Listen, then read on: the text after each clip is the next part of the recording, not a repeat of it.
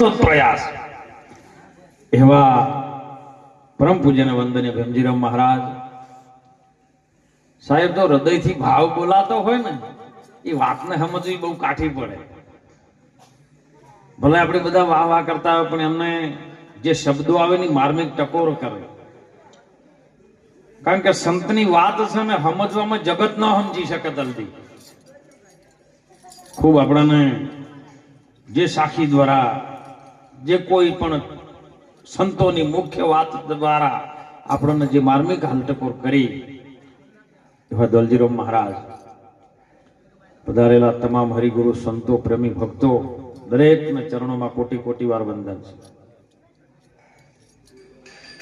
ભજન ગાવું, વાણી બોલવી અને એમાં રહેવું વર્તનમાં ઘણું કાઠું છે.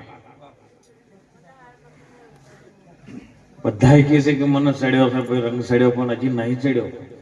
જો ચડ્યો હોય ને તો પઠિયા ખાઈને તરત નાવી રહી જાય. કોકે મને પેલો પિયાલો પાયો અને પીવે ને તો ગંગા સતી ના પાડે સાહેબ. આપણી ભારતની સંત માતા જો સત્સંગ રસ અગમને અપાર છે પાનબાઈ. જો કોઈ પીવે અમો પીવણ હાર અને ભૂલે ચૂકે જો પી જાય ને ચંજીભાઈ તો તળ માથે જેના શીશ નો રહે ખેલશે ખોડાની તાર.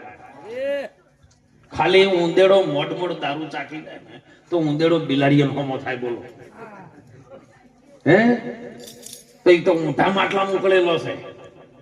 તાણ હું એમ કઉ છું કે સંતોના ઊંધા મસ્તકમાં જ આર્યો ઉકળે છે. એ પ્રેમ રસ છે, એ સત્સંગ રસ છે. પણ જો મનુષ્ય પી જાય ને તો સાહેબ પછી જગત એમ ન લગે, બીજું ન ગમે. જોઈ લ્યો કે બંક નાળ ની બજાર સુરતા નીચા ને ચડી સડી છે કે નહીં ચડી?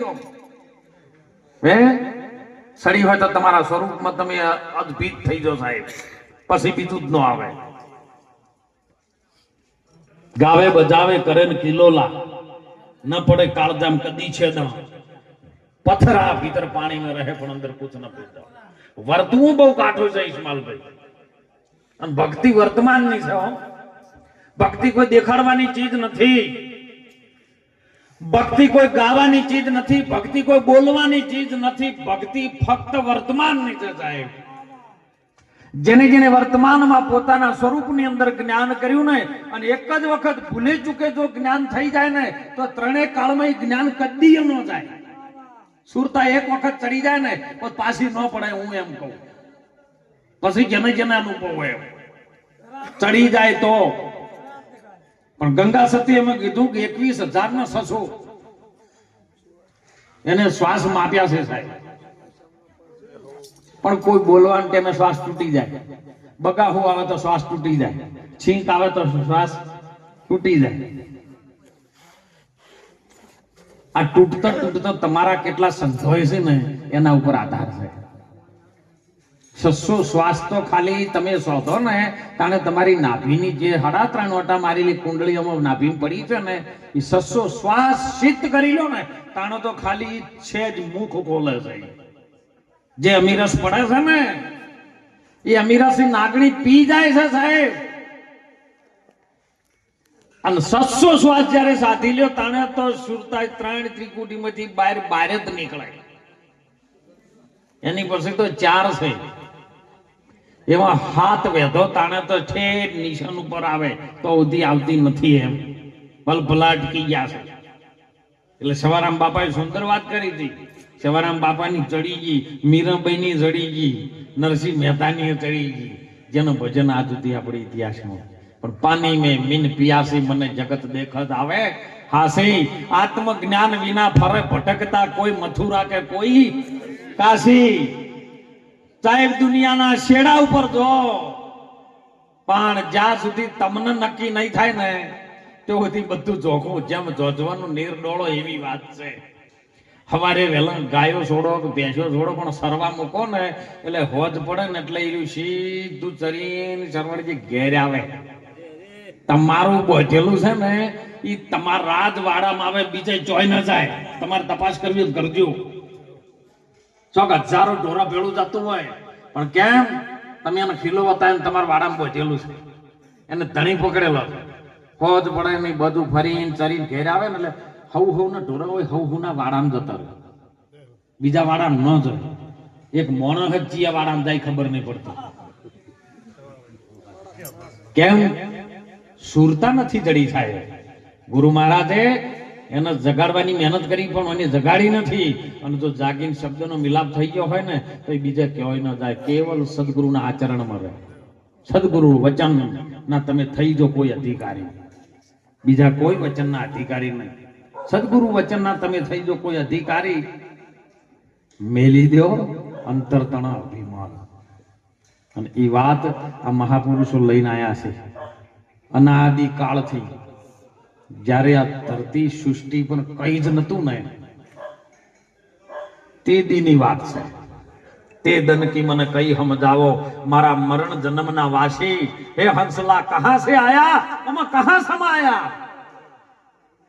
ક્યાં કર સમાયા? ક્યાંથી આવ્યો તું? ક્યાં જવાનો? ક્યાં હતો તું પેલો અને ચો આવ્યો છે? આ વાત તને સમજાવે તો કેવલ આવા સંતો સમજાઈ શકે, બીજું કોઈ સમજાઈ શકે એવું નહીં. પણ આપણે સમજવા તૈયાર હોય તો. પણ કેવું બન્યું છે ખબર રત્નાજી? શિયાળાની બરાબર ઠંડી હતી ને, સિંહ ને બરાબર ની ભૂખ લાગી. સિંહ કોઈ દાડો ઘાસ ન ખાય, જાતે શિકાર કરવા માટે જંગલમાં નીકળ્યો કે કોઈ પણ ખોરાક એવો મળી જાય કદાચ તડાપ મારીને લાવું. બહાર નીકળ્યો ઠંડીનો, અને એવો સાહેબ એને શિકાર મળી પણ જાય. કારણ કે જો ગોતવા જો ને તો જડી જાય. તમે મહેનત કરો તો એમાં ફળ આવવાનું નહીં. એટલે સિંહે આવો તે શિકાર કરીને લઈને આવતો તો વળતે, અને એવી ઠંડીના કારણે એ સમયે શાળ વ્યાયેલી. શાળના 3-4 બચ્ચા,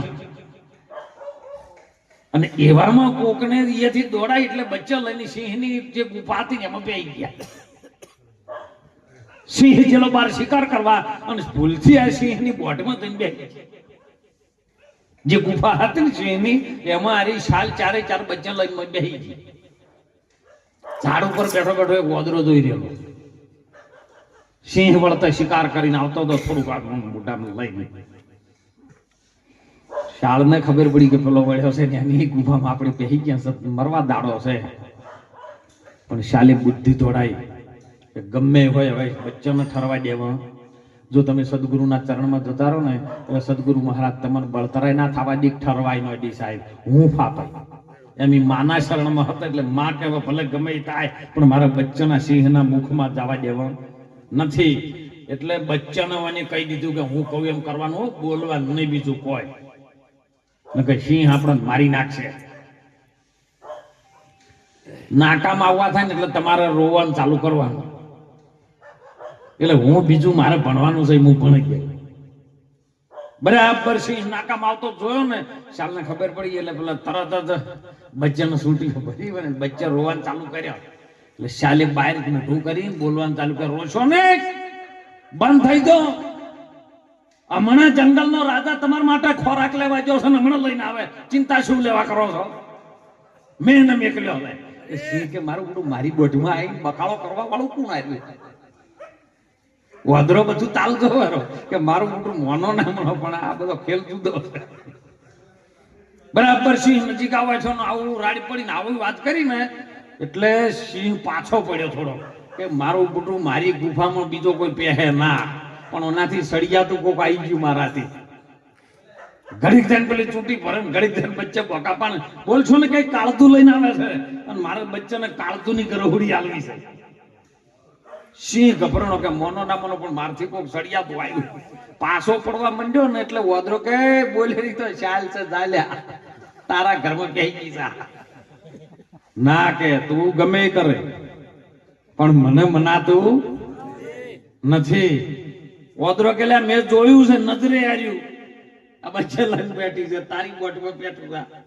હું ના માનો. વાદરો કે હું હંગાસી આવું અને હું તને બતાવું. સિંહ કે મને તારા ઉપર વિશ્વાસ નહીં આવતો. મેં તો કૂદકું મારી. સિંહ કે મને વિશ્વાસ આવતો નહીં, તારું પૂંછડું મારું પૂંછડું બે બોધા, તું મને મેલી નાહી દે ને બીજું જનાવર બેસી ગયું છે મને મારી નાખે. જો સિંહ ડરી ગયો, બે ના પૂંછડા બોધ્યા. બરાબર નજીક આવવા છે ને એટલે પેલો પાછો રોવાનું ચાલુ કરે એટલે પેલી શું કીધું શાલી ખબર જો આ મને વોદરા મામાને કીધું તું કે પેલા લઈને આવીને પૂંછડા બધીને લઈને આવજે અને ભાઈ સિંહ નાખ્યો કે જો આ એમ મારો બધો ભળેલો છે મને સિંહ મરે જાય ને પેલો વોદરો ચેડે કહેડાતો થાય હવે વોદરો કહેડાતો મરી ગયો ઇસ્માલભાઈ પણ એનો કેકાશે કરવાનું ચાલુ રાખે આ મારો બધો કે મને મરાઈને ખાવત બોલો ધૂળ ભરાઈ ગઈ પણ દોધ દેખાય પેલો સિંહ તાકે ને એટલે દોધ દેખાય હજી મારો બધો હે છે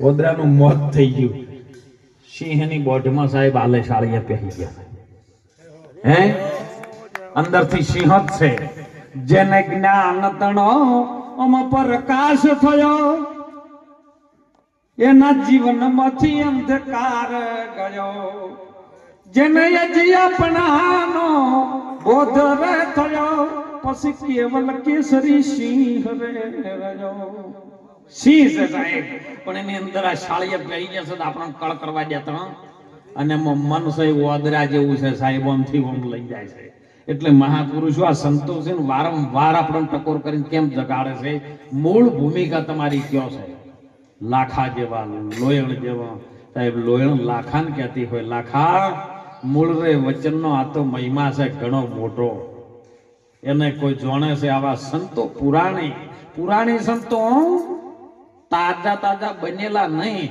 અને સંત બનવું અને સંત હોવું ને એમાં આ જમીન આસમાનનો ફેર છે બની તો બધું જાય પણ જે બનેલું છે એ નષ્ટ કરી નાખે એનું નામ સંત થાય અને સંત શું કરે આપણને એના જેવા બનાવવાનો ભાવ હોય બીજો કોઈ ભાવ નથી કે જે હું છું એ તું છે બસ આ ફેર પડ્યો છે વચ્ચે માયાનો જે મોહરૂપી માયાનો જે પડદો છે કાટ લાગી ગયો છે એ કાટને ખંચેરવા માટે સંતો શબ્દરૂપી હથોડા મારી સાહેબ કાટ ખંચેરતા હોય બીજું કોઈ ન કરે અને એટલે મહાપુરુષો જગાડી રહ્યા હતા આપણને આ વેળા સમય જાગવાની આવી છે સુંદર વાત ન કરી કે કુંભમાં 5 કરોડ નહીં 40 કરોડ ગળા ત્યાં હે પણ જઈને પૂછો સાહેબ કે કોઈ જ્ઞાનની વાતમાં મળાશે હે એમનું તપ એમને મુબારક એમની તપસ્યામાં શું કરતા હોય હે કોઈ આ તો હઠધારી કોઈ મઠધારી કોઈ લઠધારી है दुनिया में आया जन्म लेकर इधर आकर कुछ समझ नहीं पाया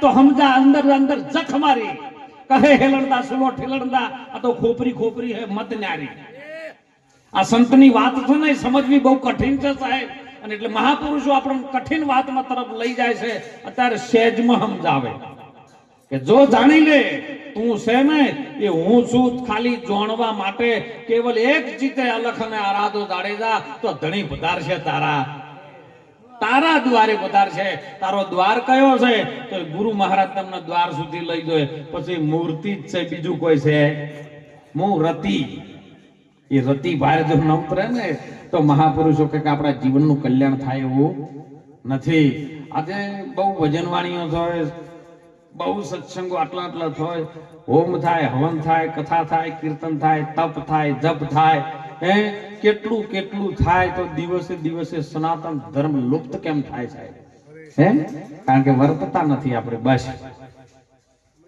અને વર્તવા માટે આપણું જીવન મનુષ્યનું મળ્યું છે સાહેબ માણસ આ વાતને જાણી શકે ને માણસ જ આ વાતને અમલમાં મૂકી શકે બીજો પ્રાણીઓમાં કોઈ ધર્મ નથી એવો પ્રાણીઓ એના ધર્મની અંદર પણ સિંહ પણ સતા પાકા છે મનુષ્ય કેવલ એના ધર્મમાં નથી એટલે સંતો તોરલ જેવી સતીરોણીઓ જાડેજાને કીધું કે જાડેજા ધર્મને સંભાળો હે નહીતર હાડે નતા ને માસે નતા ચોંબડા કે રુધિરાય એ શ્વાસ ઉશ્વાસ તેદી જાડેજા નતા અને તેદી ધણી આપો આપ હતા તમે એ ઘરની કરો ને ઓળખાણ ઈ ઘરમ કયો હતું કાયા એ પડશે ને હંસલો અમ ક્યો જઈ હમાશે મને એ ઘર બતાવી તમે દેજો રે ગુરુજી મારા શરણોમાં લેજો આ શરીરની અંદર કાયા છે ને એ પડી જાય ઈ દાડો આ હંસ રૂપી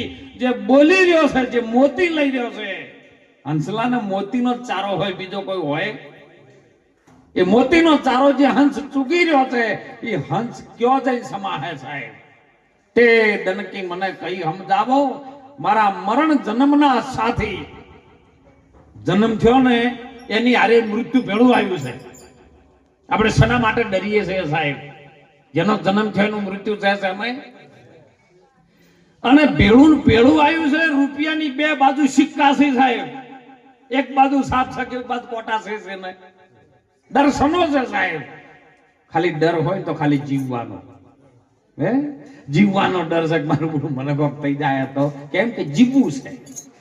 તો જીવવું હોય તો સંતોની સાથે જીવી લો, મોજ કરી લો. શંકરદાસ મહારાજ કીધું કે સંતોની મોજ કરે.